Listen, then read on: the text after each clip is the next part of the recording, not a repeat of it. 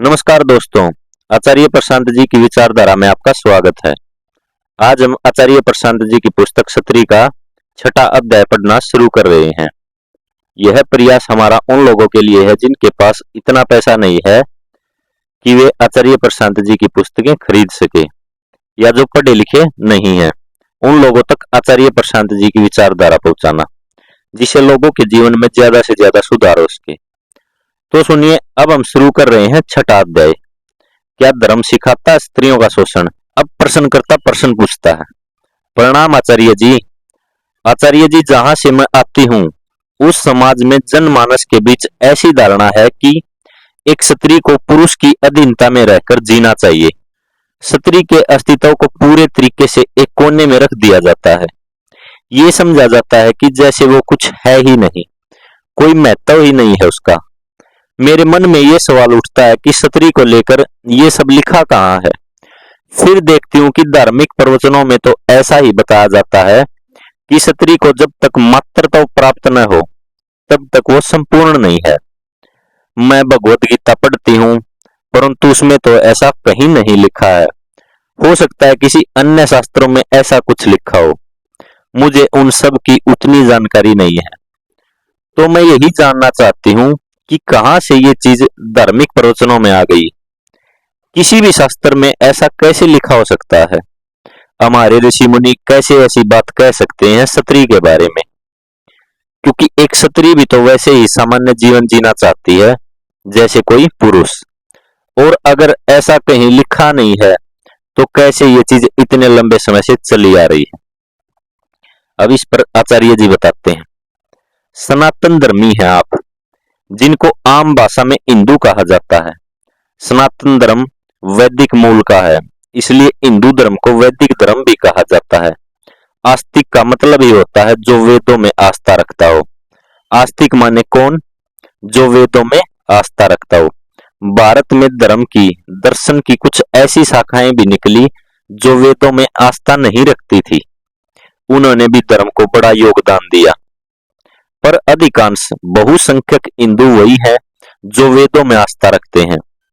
तो श्रुति माने क्या? वेद और मात्र वेद। वेदों का शिखर है वेदांत। वेदांत वेदों से अलग नहीं है। वेदों की ही उत्कृष्टतम स्वर्णिम शिखर को, अंत को, ऊंचाई को वेदांत कहा जाता है। और वेदांत माने उपनिषद। आपने कहा कि आपने बहुत शास्त्र पढ़े नहीं है। बहुत शास्त्र पढ़ने की जरूरत भी होती नहीं है। भगवद गीता का नाम आपने लिया ही। उसके अतिरिक्त 11 प्रमुख उपनिषद और कुछ अन्य महत्वपूर्ण उपनिषद अगर आपने पढ़े हैं तो आप सब जान गई वैदिक धर्म के बारे में। उससे ज्यादा कुछ जानना ही नहीं है। ऋषियों ने बड़े संक्षेप में सूत्र दे दिए हैं। लंबी चौड़ी कोई पढ़ाई करनी ही नहीं है। मोटे मोटे ग्रंथों को देख करके आतंकित होने की कोई जरूरत ही नहीं है। उपनिषद अति लघु आकार के होते हैं। 20 श्लोक, 40 श्लोक, 80 श्लोक, 100 श्लोक, 2 पन्ने, 4 पन्ने, 10 पन्ने, 20 पन्ने, इससे ज्यादा नहीं। बहुत ज्यादा हुआ तो 50-100 पृष्ठ। बहुत सारे उपनिषद हैं जो 5 पृष्ठ से भी कम के हैं और उन्हीं में धर्म का सार निहित है। गीता के बारे में आपने कह ही दिया कि उसमें आपको कहीं ऐसी बात मिली ही नहीं कि स्त्री के लिए पुरुष के अधीन रहना और बच्चे जनना बड़ा आवश्यक है। उपनिषदों के पास चले जाइएगा तो वहां भी ऐसी कोई बात मिलेगी नहीं। और उपनिषदों के पास जाएंगी तो वहां आपको न स्त्री मिलेगी न पुरुष मिलेंगे। उपनिषद स्त्री और पुरुष करके व्यक्ति को देखते ही नहीं। उपनिषदों की दृष्टि में आप जीव मात्र हैं। जीव मात्र हैं और एक सत्य है जो सब जीवों का रूप लेकर के प्रकट होता है। ये वेदांत के मूल सूत्र हैं जिनको समझना जरूरी है, ताकि आप जान पाएं कि जिसको आप वैदिक धर्म कहते हैं वो क्या है। बहुत सीधी सीधी बात कहता है वेदांत। एक सत्य है जो सबके हृदय में बैठा हुआ है, लेकिन उस सत्य के ऊपर मन की, माया की परत चढ़ी हुई है। इसलिए जीव भटकता रहता है। जीव के होने का, जीव के जीवन का फिर एक ही लक्ष्य है, मन। माया के कोहरे को हटाकर सत्य मात्र का बचा रहना, ये वेदांत है। ये मैं उन वेदों की बात कर रहा हूँ जो एक एक हिंदू घर में पूजे जाते हैं। निर्गुण निराकार सत्य है, जो सब गुणों, सब रूपों, सब रंगों, सब आकारों में व्याप्त है। उसका रूप कभी स्त्री का हो सकता है, कभी पुरुष का हो सकता है। उसका रूप कभी बालक का हो सकता है, कभी वृद्ध का हो सकता है। उसका रूप कभी पशु का हो सकता है, कभी पक्षी का हो सकता है। वो जड़ हो सकता है, वो चेतन हो सकता है। व्याप्त वही एक सत्य है, और वो कहीं दूर आसमान पर बादल पर नहीं बैठा हुआ है। उसकी कोई विशिष्ट सत्ता, विशिष्ट जगह या पहचान है ही नहीं। वो निर्विशेष है, वो चहुं और व्याप्त है। वो यहाँ भी है, यहाँ भी है, आसपास इशारा करते हुए। आप में भी है, इसमें भी है, एक वस्तु की ओर इशारा करते हुए। और उसी की माया है जो उसको आच्छादित किए हुए है। उसी की माया है जिसके कारण अहंकार आत्मा से संबंध रखने की जगह माया से संबंध रख लेता है। कौन स्त्री, कौन पुरुष, सब जीव है, और सबके जीवन का एक ही उद्देश्य है, माया को काटना, मुक्ति को पाना। इसमें बच्चे जनने की बात कहां से आ गई? इसका धर्म से क्या लेना देना? सब पुस्तक शास्त्र कहलाने की अधिकारी नहीं होती।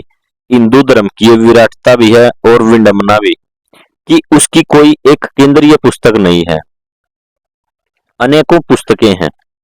और पुस्तकों के अलावा भी परंपराएं हैं। उन परंपराओं को भी बड़ा सम्मान मिला हुआ है।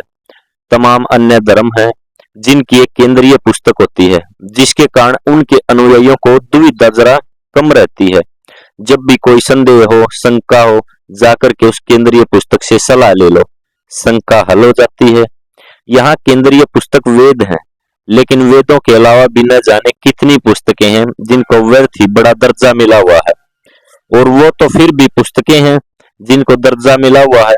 तमाम तरह की स्मृतियां हो गई, परंपराओं को भी जो कि कहीं लिपिबद्ध नहीं हुई, उन्हें भी धर्म का ही स्थान दे दिया गया है। भारत में ये बड़ी त्रासदी हुई है कि धर्म और संस्कृति बहुत दूर दूर हो गए हैं। आमतौर पर आप जिसको धार्मिकता कहते हैं वो सिर्फ कल्चर है, संस्कृति मात्र है, उसका अध्यात्म से कोई ताल्लुक ही नहीं है। हिंदू स्त्रियां घूंघट करती हैं, इस वाक्य को देखिएगा तो लगेगा इसमें धार्मिकता मौजूद है। हमने कहा हिंदू स्त्रियां घूंघट करती हैं, ऐसा लग रहा है घूंघट करना हिंदू धर्म का हिस्सा हो, ऐसा लग रहा है ना। पर यह बात मात्र संस्कृति की है, इसका धर्म से कोई संबंध ही नहीं है। धर्म बिल्कुल नहीं सिखाता घूंघट करना। अगर वास्तव में आप धर्म को जानना चाहती हैं तो वेदांत के पास जाइए और बताइए कि वहां कहाँ घूंघट है। रही बात संस्कृति की, तो उसका संबंध धर्म से झूठ मूठ बैठाया जाता है। इसलिए एक संस्कृति को मानने वाले लोग जब धर्मांतरण भी कर देते हैं तो धर्म बदल लेते हैं, संस्कृति को नहीं बदलते। आप राजस्थान, पंजाब आदि क्षेत्रों में चले जाइए जहां एक ही संस्कृति के लोग अलग अलग धर्मों को मानते हैं। वहां आप पाएंगे कि धर्म बदल गया है, लेकिन उनके रहने, खाने पीने, जीने के तरीके भी एक जैसे हैं। जाट बंधुओं का उदाहरण इसमें बड़ा साफ है। आप पंजाब जाइए, पाकिस्तानी पंजाब जाएं, राजस्थान जाएं, वहां आपको हिंदू जाट मिलेंगे, सिख जाट, मुस्लिम जाट मिलेंगे। धर्म बदल गया है लेकिन खान पान, सोच विचार, सभ्यता, तहजीब ये एक से ही हैं। अध्यात्म और संस्कृति में भेद करना बहुत बहुत जरूरी है। धर्म का काम किसी तरह की संस्कृति को बढ़ाना या प्रोत्साहित करना नहीं होता। धर्म का काम होता है सत्य को प्रोत्साहित करना। आप सत्य की ओर बढ़े, इसलिए आपको प्रोत्साहित किया जाए। धर्म का काम आपको किसी विशिष्ट संस्कृति में दीक्षित करना नहीं होता, लेकिन धर्मगुरु लगातार यही कर रहे हैं। संस्कृति किसी जगह की, किसी जमीन की होती है, अध्यात्म किसी विशेष जगह का नहीं होता, वो सब जगह का होता है। एक आम हिंदू घर में आप चले जाएं तो जिन बातों को धर्म माना जाता है उनका धर्म से बहुत कम ताल्लुक है। उनका ताल्लुक सिर्फ संस्कृति से है, कल्चर से है, कि ऐसा चला रहा है तो उसे चलने दो और उसको धर्म का नाम दे दो। उसका धर्म से संबंध क्या है? ये जो बात है कि स्त्रियां पुरुषों की अधीनता करेंगी, विचार करते हुए भी लज्जा रही है कि वेदों के ऋषियों ने ऐसी कोई बात बोली होगी। वो आपसे ऐसी कोई बात बोल सकते हैं कभी? और ऐसे वेद जहां गार्गी है, मैत्रेयी है, जिनसे खुद रचनाएं उभर कर आ रही हैं। मैं फिर बोलूंगा, एक हिंदू को, एक मुसलमान को, आप जिन हरकतों, जिन क्रियाकलापों, जिन आदतों और जिन परंपराओं से पहचान लेते हैं, वो आदतें, वो क्रियाकलाप, वो परंपराएं, वो धारणाएं धार्मिक नहीं होती, सांस्कृतिक होती हैं। तुम कैसे पहचान लेते हो कि अभी एक हिंदू चला आ रहा है या अभी एक मुसलमान चला आ रहा है? कैसे पहचान लेते हो? वेशभूषा से। वो वेशभूषा धर्म का हिस्सा थोड़े ही है भाई, वो संस्कृति का हिस्सा है, पर उसको ही धर्म बना दिया जाता है। नतीजा वो वास्तविक धर्म है, वो पीछे छूट जाता है, क्योंकि हम सोचते हैं कि अगर हमने जनेऊ धारण कर लिया तो हम धार्मिक हो गए, या सिर पर हमने सफेद टोपी रख ली तो हम मुसलमान हो गए। तो असली धर्म बहुत पीछे छूट जाता है। बात समझ रहे हो? और ये बहुत दुखद घटना घटी है धर्म के साथ। वास्तविक धर्म को पहचानना और उसमें जीना मुश्किल होता है, और साधना मांगता है, सच्चाई मांगता है। तो हमने ये बड़ा सस्ता विकल्प खोज लिया है कि धर्म के स्थान पर संस्कृति, और धर्मगुरु भी संस्कृति को ही प्रोत्साहन दे रहे हैं। आप जिनको हिंदू धर्म समझते हैं, वास्तविक वैदिक धर्म वैसा बिल्कुल नहीं है। अगर कोई हिंदू हो जो वास्तव में वेदों का, वेदांत का अनुकरण करता हो, तो वो आपको हिंदू जैसा लगेगा ही नहीं। आप कहोगे इसमें तो वैसा कुछ भी नहीं है जो आजकल के हिंदुओं में होता है। वो बिल्कुल अलग जीवन जिएगा। सच्चा हिंदू आजकल के हिंदुओं जैसा प्रतीत ही नहीं होगा। एरियल वॉशिंग पाउडर होता है, जानते हैं? अभी पाकिस्तान में उन्होंने एक विज्ञापन दिखा दिया, वॉशिंग पाउडर का विज्ञापन। वो विज्ञापन कह रहा है स्त्रियां क्यों घर में कैद हैं, उन्हें अपना वॉशिंग पाउडर ही बेचना है। पर उसको उन्होंने एक सामाजिक रुख भी दे दिया विज्ञापन में, जैसा कभी कभी किया जाता है विज्ञापनों में। और विज्ञापन में कोई महान क्रांतिकारी वक्तव्य तो होगा नहीं, कोई छोटी मोटी बात ही कही होगी। उन्हें तो वॉशिंग पाउडर ही बेचना है, तो उन्होंने बस छोटी मोटी बात कही, स्त्रियां क्यों घर में कैद हैं, स्त्रियां ही क्यों कपड़े की धुलाई कर रही हैं, असली दाग धब्बे क्या हैं, वो जो मन पर लगे हैं या कपड़ों पर लगे हैं। 1-2 मिनट का विज्ञापन है और उसमें ऐसी कुछ बातें हैं। उस विज्ञापन के खिलाफ पाकिस्तान में बड़े धरने प्रदर्शन चल रहे हैं। वो कह रहे हैं कि ये विज्ञापन इस्लाम के विरुद्ध है। भाई, ये तुमने संस्कृति बना रखी है कि औरतें घर पर पड़ी रहें और कपड़े धोती रहें। ये इस्लाम की सीख कैसे हो गई? ये तुमने संस्कृति बना रखी है। ये घटिया संस्कृति है कि औरतें घर में पड़ी रहें और कपड़े धोती रहें। लेकिन जैसे ही वो विज्ञापन प्रसारित हुआ, उसका विरोध ये कहकर नहीं हुआ कि ये संस्कृति के खिलाफ है, उसका विरोध ये कहकर चल रहा है कि ये इस्लाम के खिलाफ है। इस्लाम के खिलाफ कैसे है मुझे बताओ? कब आया अल्लाह का फरमान कि औरतों को दबकर रहना चाहिए? पैगंबर मोहम्मद साहब ने कब कहा कि औरतों के साथ नाइंसाफी हो? बोलो। यही बात हिंदुस्तान में चल रही है, यही बात हिंदुओं के साथ चल रही है, यही बात वैदिक धर्म के नाम पर चल रही है। वैदिक धर्म से ज्यादा साफ सुंदर, अंधविश्वास से रहित, तथ्यों और सत्यता से परिपूर्ण कोई धर्म है नहीं। लेकिन उसी हिंदू धर्म को अंधविश्वासों का, कुर्तियों का, एक गरित संस्कृति का गढ़ बना दिया गया है। सत्य, आत्मा और ब्रह्म की तो कोई बात ही नहीं। उसकी जगह हिंदू की पहचान क्या बन गई है? वर्ण व्यवस्था, जातिवाद। कैसे पहचानोगे कोई हिंदू चला आ रहा है? वो जाति की भाषा में बात करेगा। बताओ मुझे, किस उपनिषद में कहा गया है कि जातिवाद को मानो? बताओ। उपनिषदों को जाति इत्यादि से मतलब क्या? मैं वेदांत की बात कर रहा हूँ, और वेदांत को हल्के में मत लीजिएगा। अगर वेदों को मानते हैं आप, तो मैंने कहा वेदांत वेदों का शिखर है, तो कृपया करके ये दृष्टता न करें कि उपनिषद में नहीं लिखा तो क्या हो गया। अगर आप हिंदू होकर ये कह रहे हैं कि उपनिषद में नहीं लिखा तो क्या हो गया, तो ये वैसी ही बात है कि आप मुसलमान होकर ये कहें कि कुरान में नहीं लिखा तो क्या हो गया। ये हो गया कि वे आपका प्रमुख ग्रंथ है, वही आपके धर्म का केंद्रीय स्तंभ है। उसमें नहीं लिखा तो नहीं लिखा, उसमें नहीं लिखा तो आप इन सब अंड बंड धारणाओं पर, अंधविश्वासों पर चल कैसे रहे हैं? ये बताओ मुझे। जब उपनिषद जाति प्रथा को समर्थन नहीं देते, जब उपनिषद नहीं कहते कि स्त्रियों को दबा कर रखा जाए या ऐसे जियो और वैसे जियो, तो फिर ऐसी धारणाओं पर जीवन कैसे बिता रहे हो, मुझे बताओ। और वो भी ये कहकर कि ये तो हम करेंगे ही क्योंकि हम हिंदू हैं। हिंदू होने की ये मनगढ़ंत परिभाषा तुमने निकाल कहाँ से ली? वेदों ने तो नहीं दी है तुमको, कहाँ से निकाल ली बताओ। पर उपनिषदों के पास जाने से सब घबराते हैं, हिंदू भी घबराते हैं, क्योंकि वहां सच्चाई है। हाँ, तमाम तरह की जो अन्य किताबें हैं हिंदू धर्म की, बड़ा पुराना धर्म है, करीब 5000 साल पुराना। ऋग्वेद को 5000 साल हो रहे हैं। इतना पुराना धर्म होगा तो न जाने कितनी किताबें लिखी गई होंगी। तो बाकी जो इधर उधर की पुछल्ली किताबें हैं उनको लेकर लोग घूम रहे हैं कि फलानी संहिता, फलानी समृति। अरे संहिताओं और समृतियों की क्या बात कर रहे हो? मैं तुमसे सीधे सीधे वेदांत की बात कर रहा हूँ। वेदांत जो आधार है हिंदू धर्म का, उसकी बात करो। ऋषियों ने देखा होता कि उनके बताए हुए धर्म में क्षत्रियों की आज ये दुर्दशा है तो बड़े दुखी हुए होते। जीईएम चलता है, जेंडर एम्पावरमेंट मेजर, उसमें भारत बहुत नीचे आता है। ये ऋषियों का देश है, आंसू निकल आएंगे ऋषियों के। उन्होंने तो तुम्हें बताया कि तुम शरीर हो ही नहीं, जीव होना भ्रम मात्र है। और तुमने अपने आप को शरीर से इतना संबंधित कर दिया कि स्त्री अलग, पुरुष अलग, दोनों के लिए व्यवस्थाएं अलग, दोनों के लिए नियम अलग। दुनिया की सबसे ज्यादा भ्रूण हत्याएं भारत में हो रही हैं। लड़कियां कुपोषण का शिकार भारत में हैं। स्त्रियों को आजादी भारत में नहीं दी जा रही है। जबरदस्ती गर्भाधान स्त्रियों का कराया जा रहा है। और जब मैं भारत कह रहा हूं तो मैं उसमें पाकिस्तान और बांग्लादेश को भी जोड़ लूंगा, क्योंकि संस्कृति वहां भी यही है। धर्म अलग है पर संस्कृति तो यही है। ये सारे काम धर्म नहीं करवा रहा है, ये सारे काम संस्कृति करवा रही है।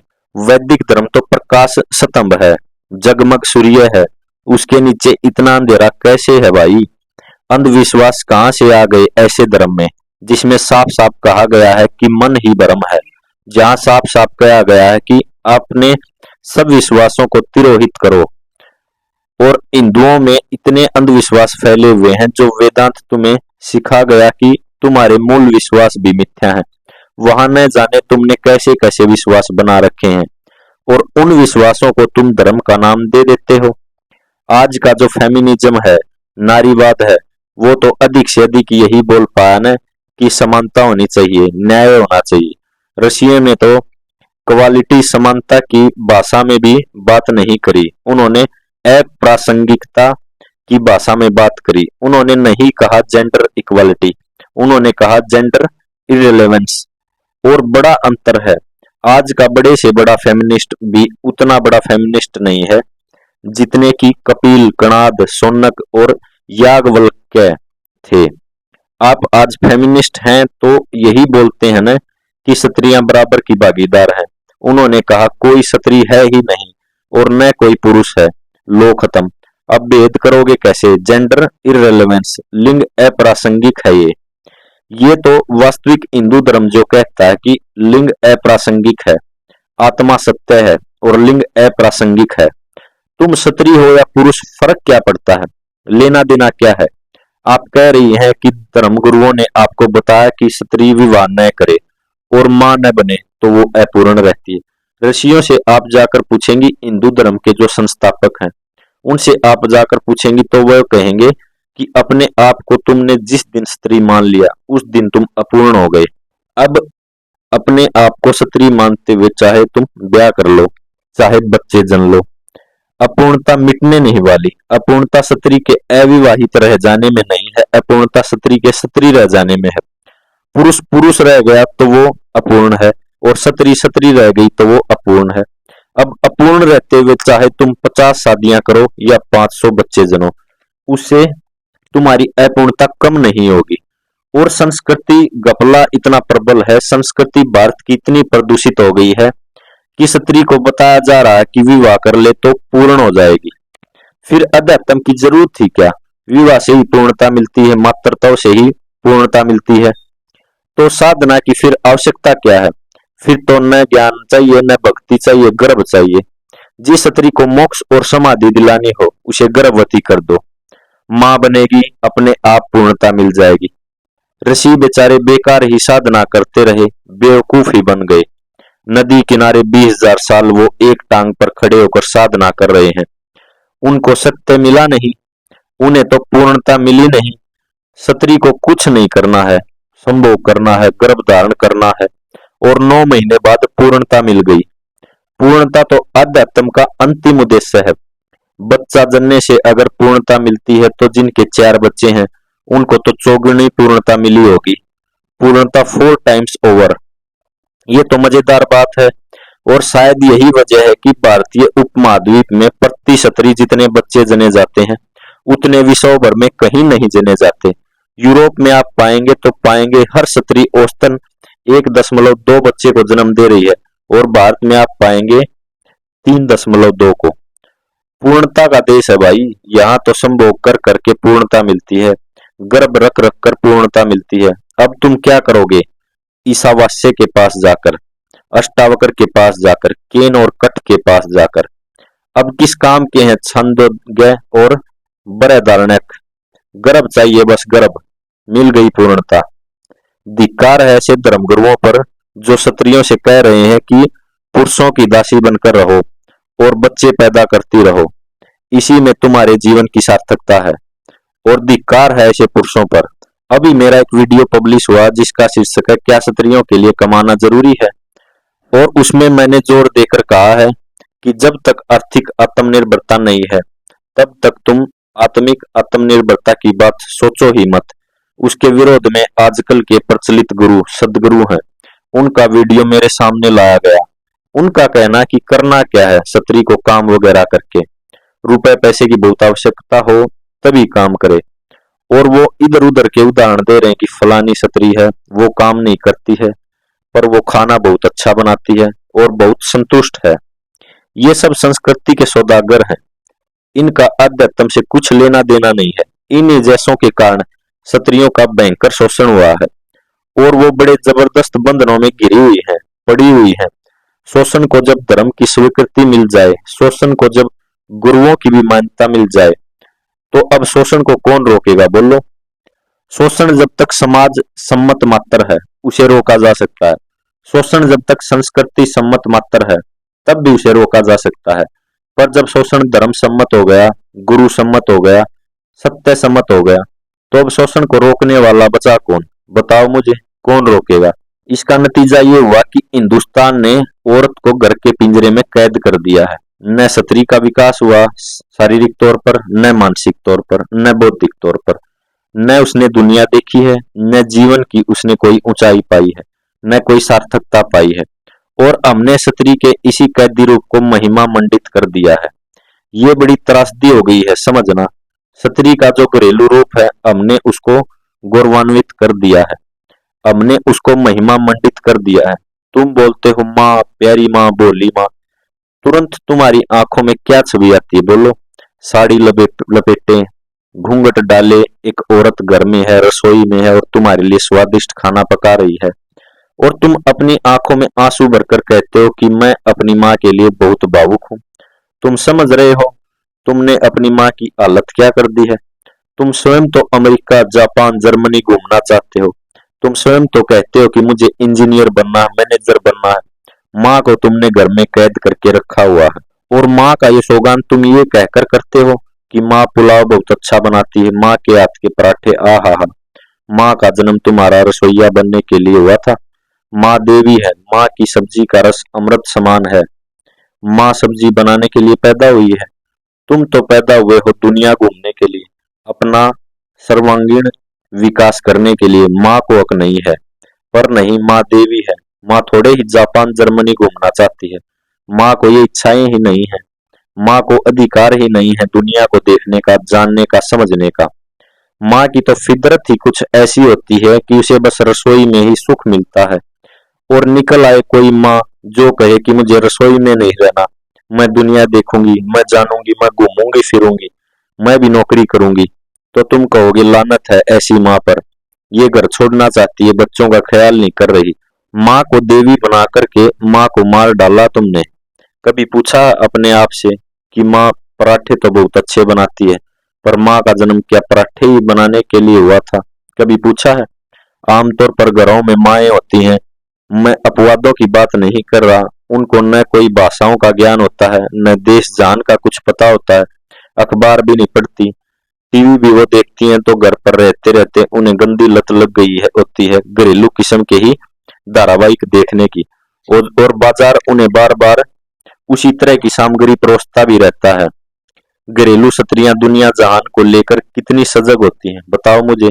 100 गृहिणियों को खड़ा करके पूछा जाए कि बताओ ब्लॉकचेन क्या है, बताओ आर्टिफिशियल इंटेलिजेंस क्या है, बताओ ईरान और अमेरिका के बीच मुद्दे क्या हैं, बताओ ये क्लाइमेट चेंज क्या होता है, कैसे होता है, कैसे रोका जाएगा, बताओ यूरोप का पुनर्जागरण क्या था, बताओ अमेरिका का गृह युद्ध क्या था, बताओ रूसी क्रांति क्या थी।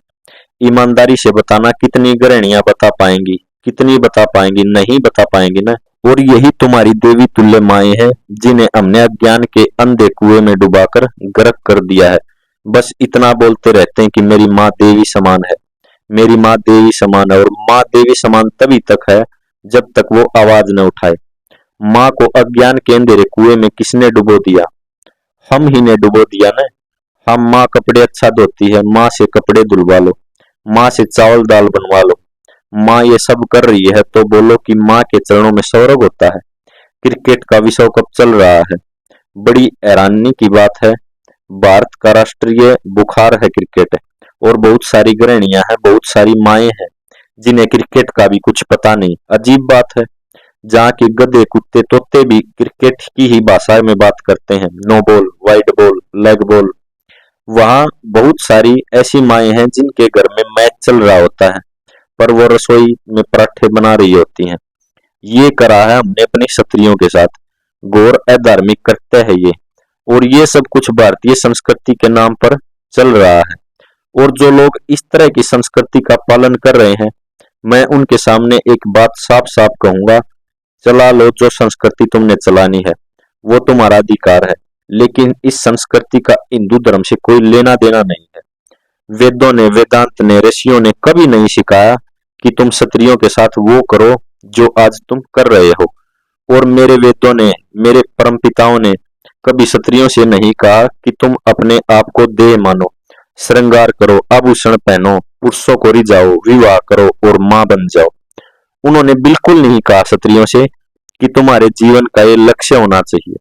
उन्होंने तो तुमसे कहा है कि सच्चाई की ओर बढ़ो, मुक्ति की ओर बढ़ो। जीवन का एकमात्र लक्ष्य वही है। स्त्री को देवी बनाकर हमने उसे मनुष्य भी नहीं रहने दिया। स्त्री को मां बनाकर हमने उसे मुक्ति के सारे अधिकार छीन लिए। कैसी कैसी बातें तो संस्कृति में चल रही हैं। लज्जा स्त्री का आभूषण है। अब संस्कृति और धर्म में अंतर समझो। धर्म कभी नहीं कहता कि लज्जा स्त्री का आभूषण है। ये बात तुम्हारी संस्कृति कहती है, पर इसको परोसा ऐसे जाता है जैसे ये कोई धार्मिक बात हो। ये धार्मिक बात नहीं है, ये तुम्हारी संस्कृति का एक छिछोरा मुहावरा है, लज्जा स्त्री का आभूषण है। नतीजा ये कि कोई स्त्री आवाज बुलंद करे, आगे बढ़े, जीवन को जाने, अपने अधिकारों की रक्षा के लिए संघर्ष करे, हम तुरंत कह देते हैं कि ये निर्लज है, बेशरम है। क्योंकि लज्जा तो स्त्री का आभूषण है, पुरुषों का नहीं है। लज्जा स्त्री का आभूषण है तो फिर पुरुषों का क्या आभूषण है? निर्लज्जा। यही की महान संस्कृति थी न, जो पति की मृत्यु के बाद स्त्री को चिता पर लेटा देती थी, सती बना देती थी, और उसको भी धार्मिकता का ही नाम लिया जाता था कि ये तो धार्मिक कृत्य चल रहा है भाई। सती देवी मंदिर बनते थे सती देवी के। देख रहे हो कैसी संस्कृति को धर्म के साथ जोड़ दिया। पति की लाश पर औरत को जला दो और फिर उसका मंदिर बना दो। आ गया ना धर्म बीच में, मंदिर बना दिया सती देवी का। भाई मंदिरों का मसला तो धर्म का ही होता है ना, जबरदस्ती शादी कराना, दबाव डाल डालकर। और दबाव सिर्फ शारीरिक ही नहीं होता, मानसिक दबाव डाल डालकर स्त्री को बच्चा पैदा करने के लिए विवश करना, ये सब बलात्कार नहीं है? बोलो, यह बलात्कार सिर्फ तभी है जब जबरदस्ती हाथ से खींच करके किसी के शरीर का भेदन किया जाए। किसी को मानसिक रूप से विवश करो कि तू शादी कर, फिर संभोग कर, फिर गर्भ रख, तो ये बलात्कार हुआ कि नहीं हुआ? मानसिक रूप से उस जीव पर बल का ही प्रयोग किया गया न, तो ये भी तो बलात्कार ही है। यहाँ तक कि एक विवाहिता स्त्री को भी बच्चा पैदा करने के लिए विवश करना बलात्कार ही हुआ। हमारे धर्म ने बलात्कार सिखाया है क्या? जो ऊंची से ऊंची बात बोली जा सकती थी, जो गूढ़ से गूढ़ सत्य है, शब्द जितना दूर तक जा सकते हैं, वो सुंदरतम बात आपके शास्त्रों में कही गई है।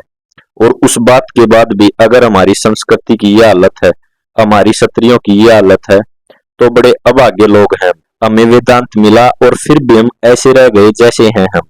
दुनिया के अन्य मुल्क, दुनिया के अन्य धर्म, मुझे कहने में कोई संकोच नहीं है कि वेदांत की ऊंचाइयों को तो छू भी नहीं पाए, लेकिन फिर भी उनके समाज की, उनकी संस्कृति की, उनकी क्षत्रियों की हालत हिंदुस्तान से कहीं बेहतर है। देने वाले ने हमें सब कुछ दिया, लेकिन हमारी हालत देखो। वेदांत और उपनिषदों से ऊंचा क्या है? जो किसी को दिया जा सकता है वो हमें दिया गया, और हमारी हालत देखो, बड़े अभागे हैं हम। अब हमारा छठा अध्याय पूर्ण हुआ। अगर हमारा प्रयास आपको अच्छा लगा हो तो वीडियो को लाइक करें, शेयर करें, चैनल को सब्सक्राइब करें, कमेंट भी जरूर करें। धन्यवाद।